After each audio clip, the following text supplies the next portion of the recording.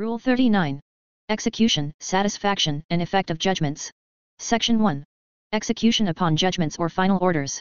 Execution shall issue as a matter of right, on motion, upon a judgment or order that disposes of the action or proceeding upon the expiration of the period to appeal therefrom if no appeal has been duly perfected.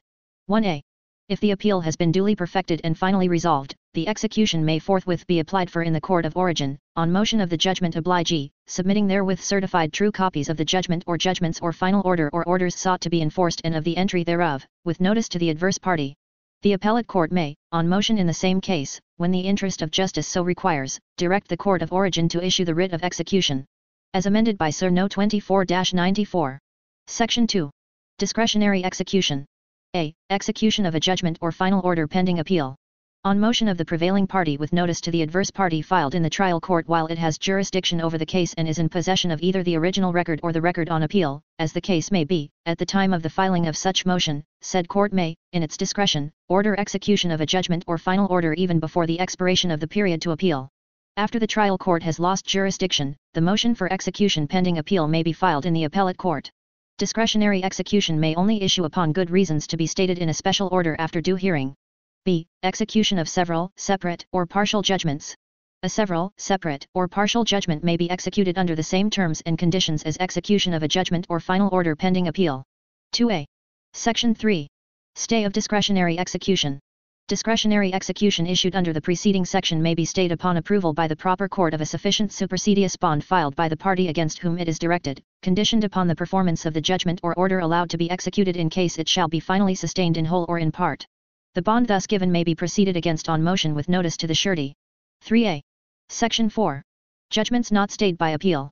Judgments in actions for injunction, receivership, accounting, and support, and such other judgments as are now or may hereafter be declared to be immediately executory, shall be enforceable after their rendition and shall not be stayed by an appeal taken therefrom, unless otherwise ordered by the trial court. On appeal therefrom, the appellate court in its discretion may make an order suspending, modifying, restoring, or granting the injunction, receivership, accounting, or award of support. The stay of execution shall be upon such terms as to bond or otherwise as may be considered proper for the security or protection of the rights of the adverse party. 4a.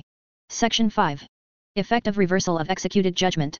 Where the executed judgment is reversed totally or partially, or annulled, on appeal or otherwise, the trial court may, on motion, issue such orders of restitution or reparation of damages as equity and justice may warrant under the circumstances. 5a. Section 6. Execution by motion or by independent action. A final and executory judgment or order may be executed on motion within 5 years from the date of its entry. After the lapse of such time, and before it is barred by the statute of limitations, a judgment may be enforced by action. The revived judgment may also be enforced by motion within 5 years from the date of its entry and thereafter by action before it is barred by the statute of limitations. 6a. Section 7. Execution in case of death of party. In case of the death of a party, execution may issue or be enforced in following manner. A. In case of the death of the judgment obligee, upon the application of his executor or administrator, or successor in interest. B. In case of the death of the judgment obliger, against his executor or administrator or successor in interest, if the judgment be for the recovery of real or personal property, or the enforcement of a lien thereon. C. In case of the death of the judgment obliger, after execution is actually levied upon any of his property, the same may be sold for the satisfaction of the judgment obligation, and the officer making the sale shall account to the corresponding executor or administrator for any surplus in his hands. 7a. Section 8. Issuance, form, and contents of a writ of execution. The writ of execution shall, 1. Issue in the name of the Republic of the Philippines from the court which granted the motion, 2. State the name of the court, the case number and title, the dispositive part of the subject judgment or order, and 3. Require the sheriff or other proper officer to whom it is directed to enforce the writ according to its terms, in the manner hereinafter provided. A. If the execution be against the property of the judgment obliger, to satisfy the judgment, with interest, out of the real or personal property of such judgment obliger. B. If it be against real or personal property in the hands of personal representatives, heirs, devises, legatees, tenants, or trustees of the judgment obliger, to satisfy the judgment, with interest, out of such property. C. If it be for the sale of real or personal property, to sell such property, describing it, and apply the proceeds in conformity with the judgment, the material parts of which shall be recited in the writ of execution. d. If it be for the delivery of the possession of real or personal property, to deliver the possession of the same, describing it, to the party entitled thereto, and to satisfy any costs, damages, rents, or profits covered by the judgment out of the personal property of the person against whom it was rendered, and if sufficient personal property cannot be found, then out of the real property, and in all cases, the writ of execution shall specifically state the amount of the interest, costs, damages, rents, or profits due as of the date of the issuance of the writ, aside from the principal obligation under the judgment.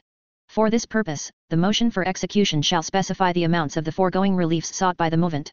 8a. Section 9. Execution of judgments for money, how enforced.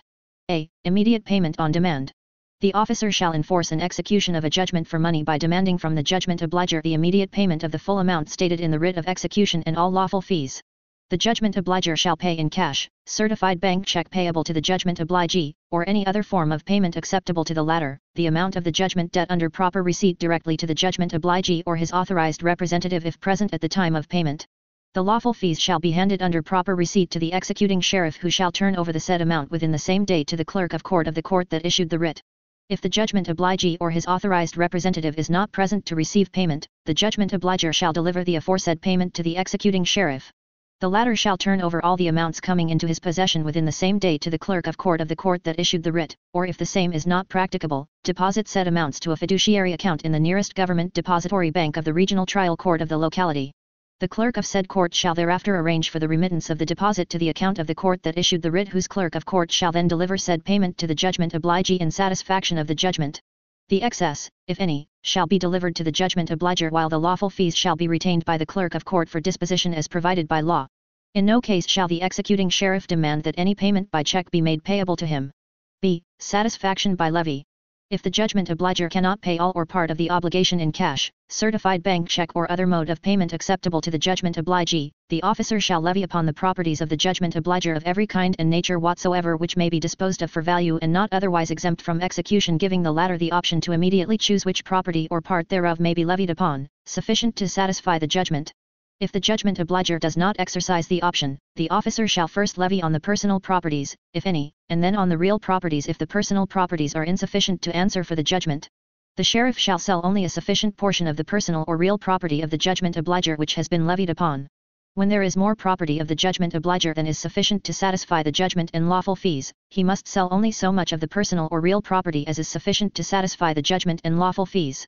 Real property, stocks, shares, debts, credits, and other personal property, or any interest in either real or personal property, may be levied upon in like manner and with like effect as under a writ of attachment. c. Garnishment of debts and credits. The officer may levy on debts due the judgment obliger and other credits, including bank deposits, financial interests, royalties, commissions, and other personal property not capable of manual delivery in the possession or control of third parties. Levy shall be made by serving notice upon the person owing such debts or having in his possession or control such credits, to which the judgment obliger is entitled. The garnishment shall cover only such amount as will satisfy the judgment and all lawful fees. The garnishee shall make a written report to the court within 5 days from service of the notice of garnishment, stating whether or not the judgment obliger has sufficient funds or credits to satisfy the amount of the judgment. If not, the report shall state how much funds or credits the garnishee holds for the judgment obliger. The garnished amount in cash, or certified bank check issued in the name of the judgment obligee, shall be delivered directly to the judgment obligee within 10 working days from service of notice on said garnishee requiring such delivery, except the lawful fees which shall be paid directly to the court. In the event there are 2 or more garnishees holding deposits or credits sufficient to satisfy the judgment obliger, if available, shall have the right to indicate the garnishee or garnishees who shall be required to deliver the amount due, otherwise, the choice shall be made by the judgment obligee. The executing sheriff shall observe the same procedure under paragraph A, with respect to delivery of payment to the judgment obligee. 8a, 15a. Section 10. Execution of judgments for specific act. A. Conveyance, delivery of deeds, or other specific acts, vesting title. If a judgment directs a party to execute a conveyance of land or personal property, or to deliver deeds or other documents, or to perform any other specific act in connection therewith, and the party fails to comply within the time specified, the court may direct the act to be done at the cost of the disobedient party by some other person appointed by the court, and the act when so done shall have like effect as if done by the party. If real or personal property is situated within the Philippines, the court in lieu of directing a conveyance thereof may by an order divest the title of any party and vest it in others, which shall have the force and effect of a conveyance executed in due form of law. 10a. b. Sale of real or personal property. If the judgment be for the sale of real or personal property, to sell such property, describing it, and apply the proceeds in conformity with the judgment.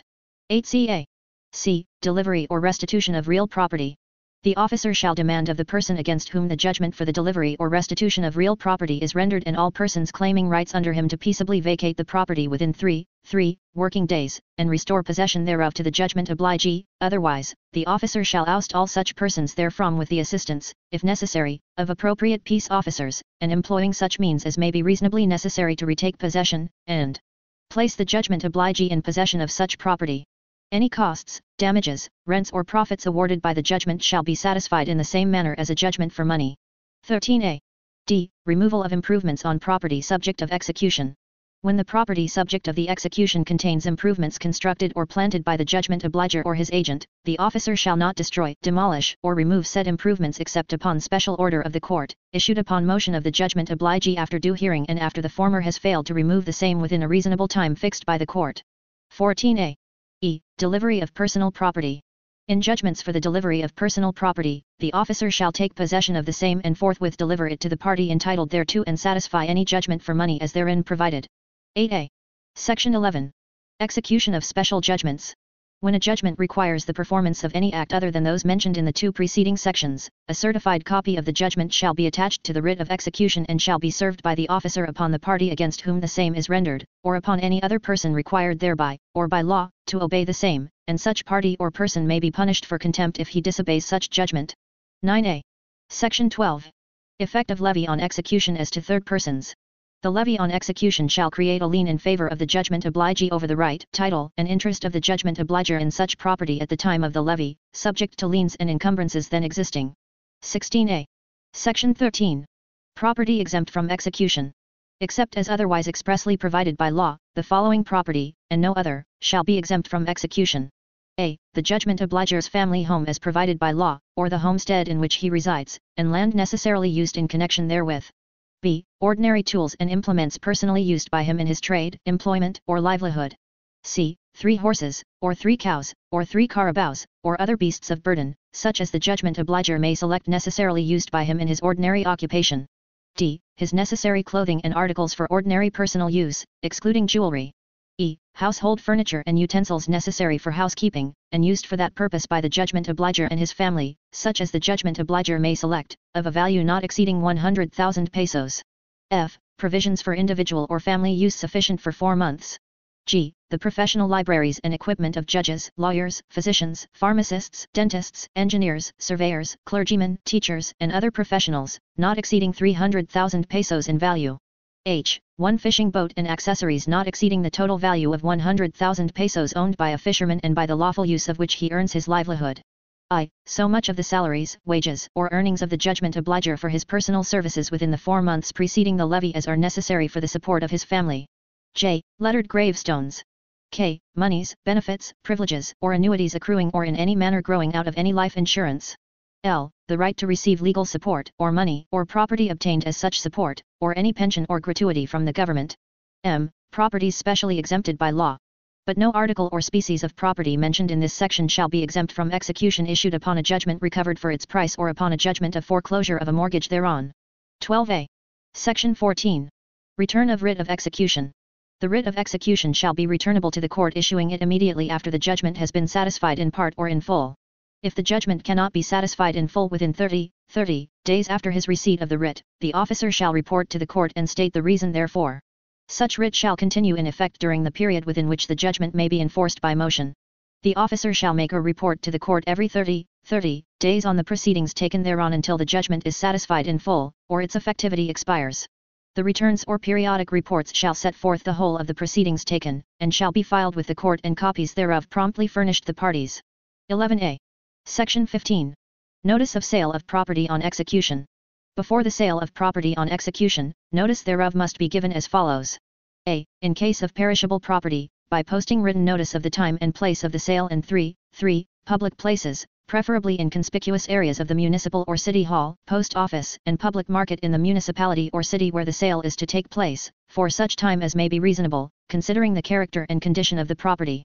B. In case of other personal property, by posting a similar notice in the 3 public places above mentioned for not less than 5 days.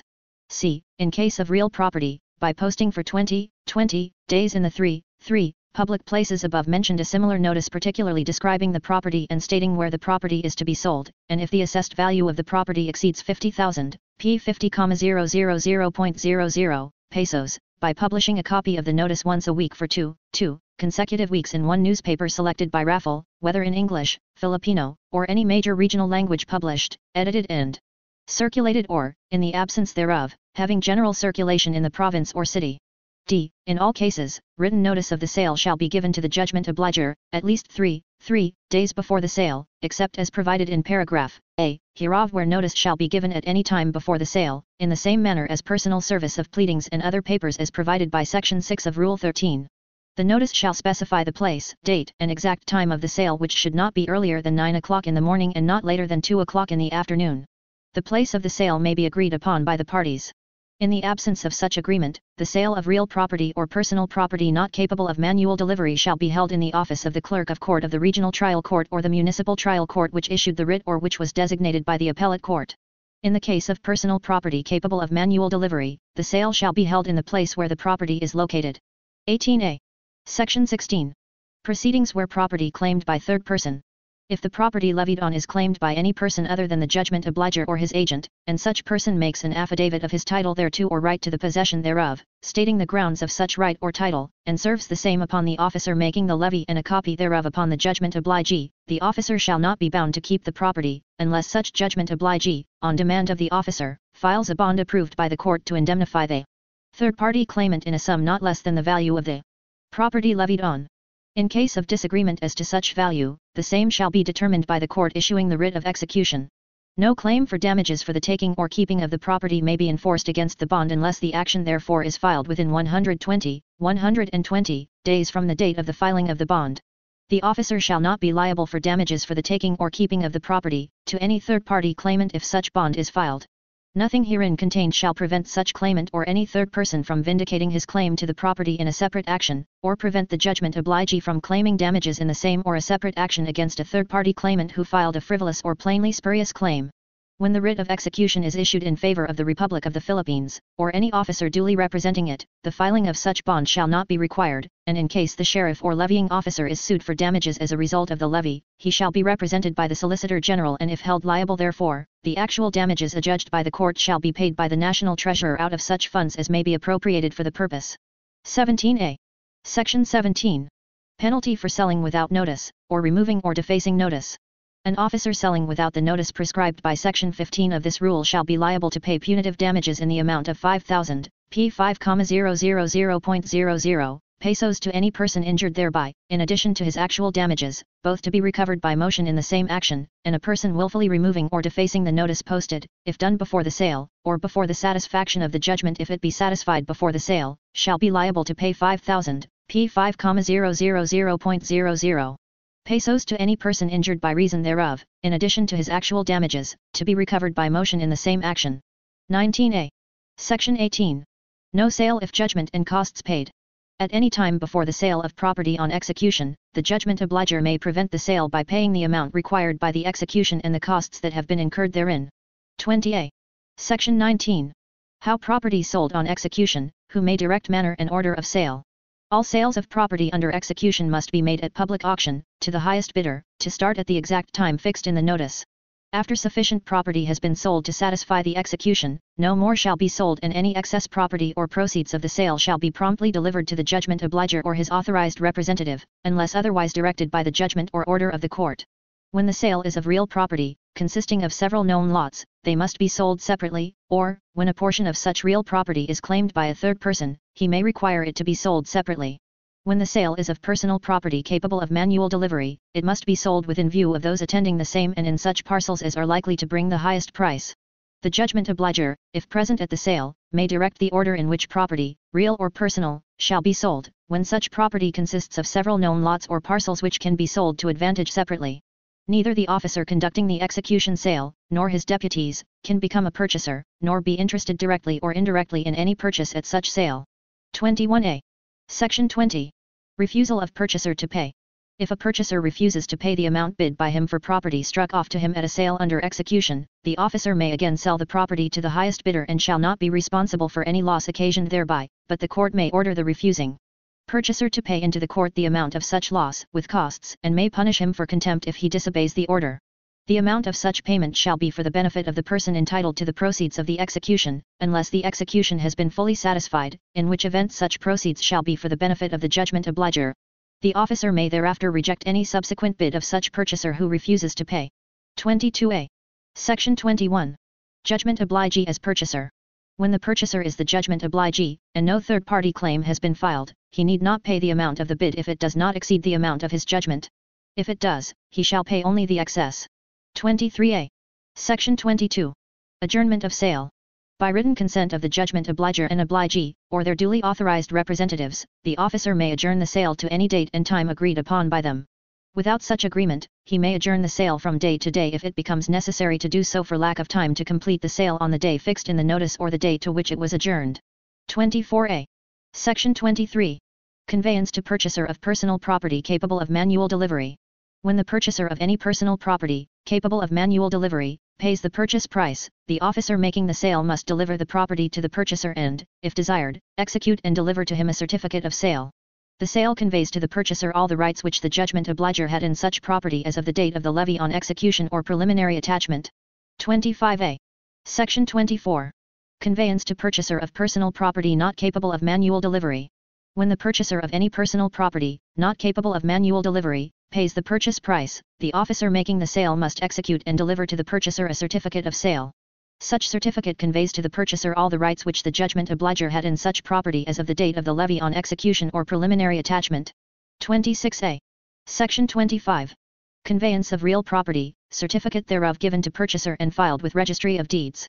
Upon a sale of real property, the officer must give to the purchaser a certificate of sale containing a particular description of the real property sold. b. The price paid for each distinct lot or parcel. c. The whole price paid by him.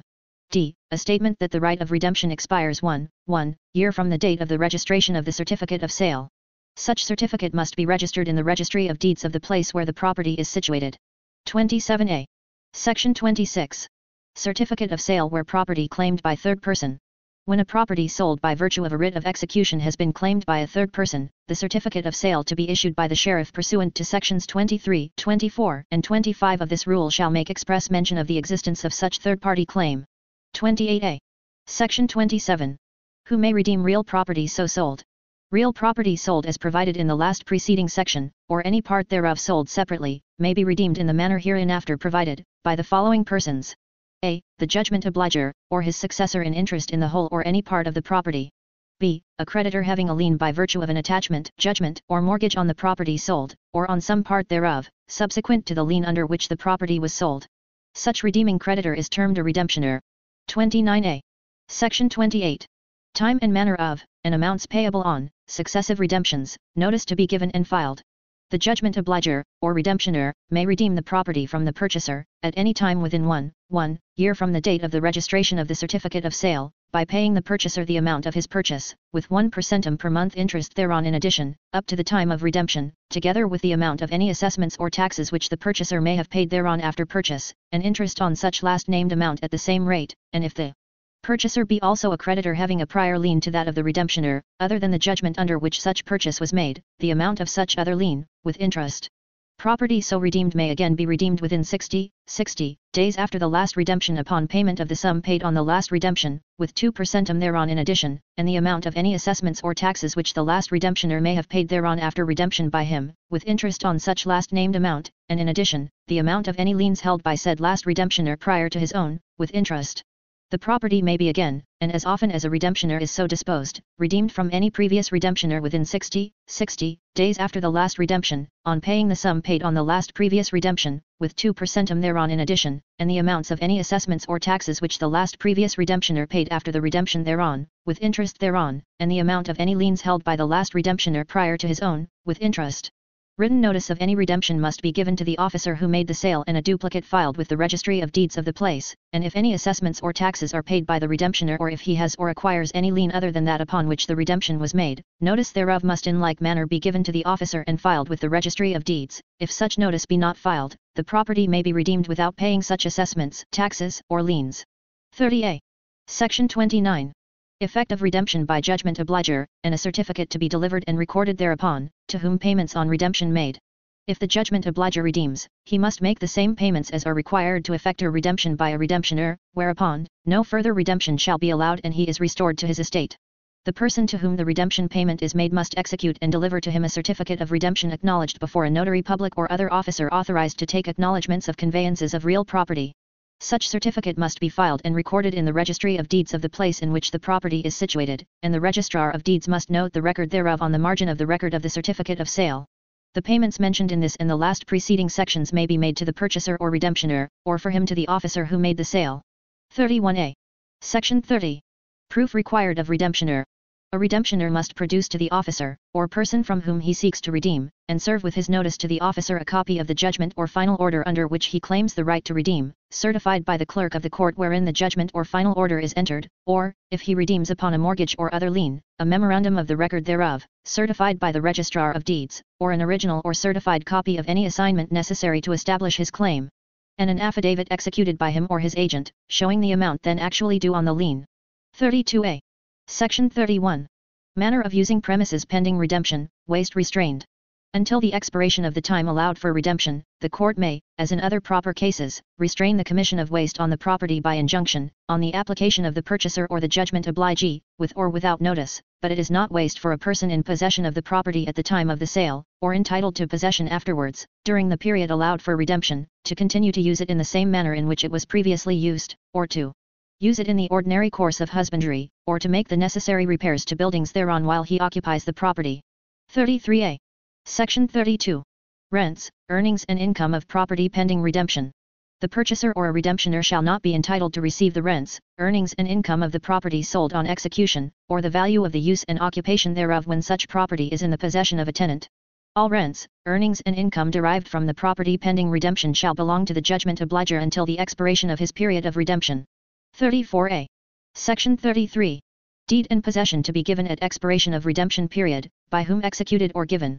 If no redemption be made within 1 year from the date of the registration of the certificate of sale, the purchaser is entitled to a conveyance and possession of the property, or, if so redeemed whenever 60 days have elapsed and no other redemption has been made, and notice thereof given, and the time for redemption has expired, the last redemptioner is entitled to the conveyance and possession, but in all cases the judgment obliger shall have the entire period of 1 year from the date of the registration of the sale to redeem the property. The deed shall be executed by the officer making the sale or by his successor in office, and in the latter case shall have the same validity as though the officer making the sale had continued in office and executed it. Upon the expiration of the right of redemption, the purchaser or redemptioner shall be substituted to and acquire all the rights, title, interest and claim of the judgment obliger to the property as of the time of the levy. The possession of the property shall be given to the purchaser or last redemptioner by the same officer unless a third party is actually holding the property adversely to the judgment obliger. 35a. Section 34. Recovery of price if sale not effective, revival of judgment. If the purchaser of real property sold on execution, or his successor in interest, fails to recover the possession thereof, or is evicted therefrom, in consequence of irregularities in the proceedings concerning the sale, or because the judgment has been reversed or set aside, or because the property sold was exempt from execution, or because a third person has vindicated his claim to the property, he may on motion in the same action or in a separate action recover from the judgment obligee the price paid, with interest, or so much thereof as has not been delivered to the judgment obliger, or he may, on motion, have the original judgment revived in his name for the whole price with interest, or so much thereof as has been delivered to the judgment obliger. The judgment so revived shall have the same force and effect as an original judgment would have as of the date of the revival and no more. 36a. Section 35.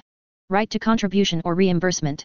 When property liable to an execution against several persons is sold thereon, and more than a due proportion of the judgment is satisfied out of the proceeds of the sale of the property of one of them, or one of them pays, without a sale, more than his proportion, he may compel a contribution from the others, and when a judgment is upon an obligation of one of them, as security for another, and the surety pays the amount, or any part thereof, either by sale of his property or before sale, he may compel repayment from the principal. 37a. Section 36. Examination of judgment obliger when judgment unsatisfied. When the return of a writ of execution issued against property of a judgment obliger, or any one of several obligers in the same judgment, shows that the judgment remains unsatisfied, in whole or in part, the judgment obligee, at any time after such return is made, shall be entitled to an order from the court which rendered the said judgment, requiring such judgment obliger to appear and be examined concerning his property and income before such court or before a commissioner appointed by it, at a specified time and place, and proceedings may thereupon be had for the application of the property and income of the judgment obliger towards the satisfaction of the judgment. But no judgment obliger shall be so required to appear before a court or commissioner outside the province or city in which such obliger resides or is found. 38a. Section 37. Examination of obliger of judgment obliger. When the return of a writ of execution against the property of a judgment obliger shows that the judgment remains unsatisfied, in whole or in part, and upon proof to the satisfaction of the court which issued the writ, that a person, corporation, or other juridical entity has property of such judgment obliger or is indebted to him, the court may, by an order, require such person, corporation, or other juridical entity, or any officer or member thereof, to appear before the court or a commissioner appointed by it, at a time and place within the province or city where such debtor resides or is found, and be examined concerning the same. The service of the order shall bind all credits due the judgment obliger and all money and property of the judgment obliger in the possession or in the control of such person, corporation, or juridical entity from the time of service, and the court may also require notice of such proceedings to be given to any party to the action in such manner as it may deem proper. 39a. Section 38. Enforcement of attendance and conduct of examination. A party or other person may be compelled, by an order or subpoena, to attend before the court or commissioner to testify as provided in the two preceding sections, and upon failure to obey such order or subpoena or to be sworn, or to answer as a witness or to subscribe his deposition, may be punished for contempt as in other cases. Examinations shall not be unduly prolonged, but the proceedings may be adjourned from time to time, until they are completed. If the examination is before a commissioner, he must take it in writing and certify it to the court. All examinations and answers before a court or commissioner must be under oath, and when a corporation or other juridical entity answers, it must be on the oath of an authorized officer or agent thereof. 40a. Section 39. Obliger may pay execution against obligee. After a writ of execution against property has been issued, a person indebted to the judgment obliger may pay to the sheriff holding the writ of execution the amount of his debt or so much thereof as may be necessary to satisfy the judgment, in the manner prescribed in Section 9 of this rule, and the sheriff's receipt shall be a sufficient discharge for the amount so paid or directed to be credited by the judgment obligee on the execution. 41a. Section 40. Order for application of property and income to satisfaction of judgment. The court may order any property of the judgment obliger, or money due him, not exempt from execution, in the hands of either himself or another person, or of a corporation or other juridical entity, to be applied to the satisfaction of the judgment, subject to any prior rights over such property. If, upon investigation of his current income and expenses, it appears that the earnings of the judgment obliger for his personal services are more than necessary for the support of his family, the court may order that he pay the judgment in fixed monthly installments, and upon his failure to pay any such installment when due without good excuse, may punish him for indirect contempt. 42a. Section 41. Appointment of receiver. The court may appoint a receiver of the property of the judgment obliger, and it may also forbid a transfer or other disposition of, or any interference with, the property of the judgment obliger not exempt from execution. 43a. Section 42. Sale of ascertainable interest of judgment obliger in real estate. If it appears that the judgment obliger has an interest in real estate in the place in which proceedings are had, as mortgager or mortgagee or otherwise, and his interest therein can be ascertained without controversy, the receiver may be ordered to sell and convey such real estate or the interest of the obliger therein, and such sale shall be conducted in all respects in the same manner as is provided for the sale of real estate upon execution, and the proceedings thereon shall be approved by the court before the execution of the deed. 44a. Section 43. Proceedings when indebtedness denied or another person claims the property. If it appears that a person or corporation, alleged to have property of the judgment obliger or to be indebted to him, claims an interest in the property adverse to him or denies the debt, the court may authorize, by an order made to that effect, the judgment obligee to institute an action against such person or corporation for the recovery of such interest or debt, forbid a transfer or other disposition of such interest or debt within 120 days from notice of the order, and may punish disobedience of such order as for contempt. Such order may be modified or vacated at any time by the court which issued it, or by the court in which the action is brought, upon such terms as may be just. 45a. Section 44. Entry of satisfaction of judgment by clerk of court. Satisfaction of a judgment shall be entered by the clerk of court in the court docket, and in the execution book, upon the return of a writ of execution showing the full satisfaction of the judgment, or upon the filing of an admission to the satisfaction of the judgment executed and acknowledged in the same manner as a conveyance of real property by the judgment obligee or by his counsel unless a revocation of his authority is filed, or upon the endorsement of such admission by the judgment obligee or his counsel on the face of the record of the judgment. 46a. Section 45. Entry of satisfaction with or without admission. Whenever a judgment is satisfied in fact, or otherwise than upon an execution, on demand of the judgment obliger, the judgment obligee or his counsel must execute and acknowledge, or endorse, an admission of the satisfaction as provided in the last preceding section, and after notice and upon motion the court may order either the judgment obligee or his counsel to do so, or may order the entry of satisfaction to be made without such admission. 47a. Section 46. When principal bound by judgment against surety. When a judgment is rendered against a party who stands as surety for another, the latter is also bound from the time that he has notice of the action or proceeding, and an opportunity at the surety's request to join in the defense. 48a. Section 47. Effect of judgments or final orders. The effect of a judgment or final order rendered by a court of the Philippines, having jurisdiction to pronounce the judgment or final order, may be as follows.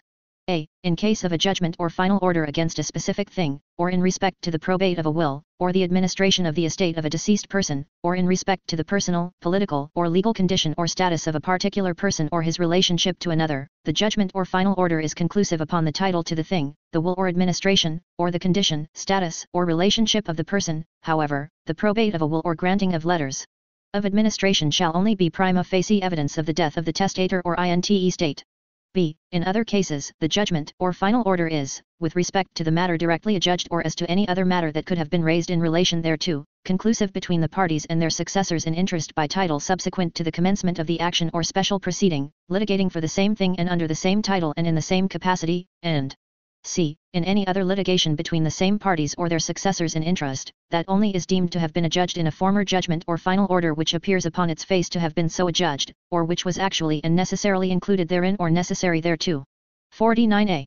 Section 48. Effect of foreign judgments or final orders. The effect of a judgment or final order of a tribunal of a foreign country, having jurisdiction to render the judgment or final order is as follows.